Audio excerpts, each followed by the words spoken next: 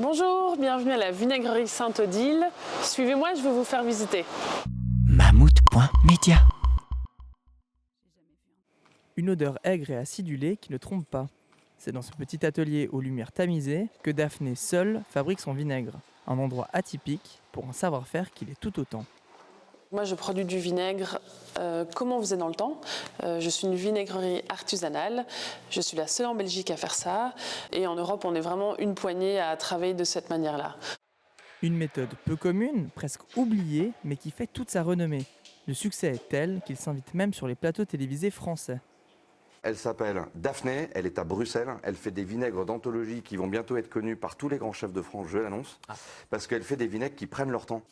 Pour qu'un vinaigre prenne son temps, comptez entre 2 et 6 mois de fermentation.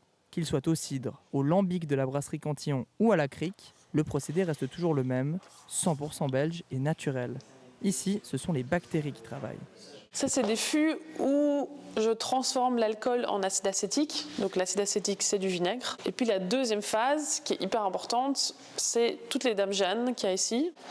Et là, c'est la phase vieillissement. Donc ça va permettre au vinaigre de se reposer, de prendre son temps. Cet atelier, elle le partage avec les caves de l'Ermitage. Juste en face, la brasserie Cantillon complète l'offre culinaire du quartier, chose plutôt rare dans les rues d'Anderlecht. Je trouve ça chouette aussi de se dire que dans ce quartier très compliqué, il peut y avoir des belles choses qui naissent. Il peut y avoir surtout des gens du monde entier qui viennent pour voir ce qu'on fait en fait. Passionnée, Daphné n'est pourtant pas tombée dans le fût étant petite. Ancienne commerciale, c'est après un voyage en Italie qu'elle découvre les secrets du vinaigre balsamique. Et quand la pandémie arrive, elle décide enfin de se lancer. Pari gagnant, elle est aujourd'hui conviée à des salons de vin, un brin ironique pour du vinaigre. Mammouth.media. Mammouth.media? Tu connais pas?